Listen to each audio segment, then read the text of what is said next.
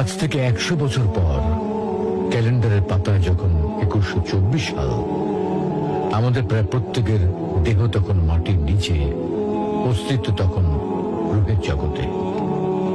ইতিমধ্যে ফেলে যাওয়া আমাদের সেই সুন্দর বাড়িটা হয়তো পরবর্তী প্রজন্ম ভোগ করছে। পছন্দের কাপড়গুলো ব্যাকডেটেড হয়ে গেছে। শখের গাড়িটা হয়তো কোনো কেউ চালাচ্ছে, আর আমায় খুব কম জনের স্মরণে রেখেছে হয়তো হয়তো কেউ ভাবেও না। হাতে তাদের সময় নেই, যাদের জন্য এত কিছু করতে করতে নিজের জীবনটাই শেষ করে দিয়েছিলাম।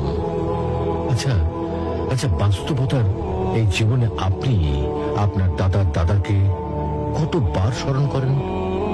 আপনার দাদির কথা আপনি কখনো কি আপনার মনে পড়ে? পৃথিবীর বুকে আজকে এই বেঁচে থাকা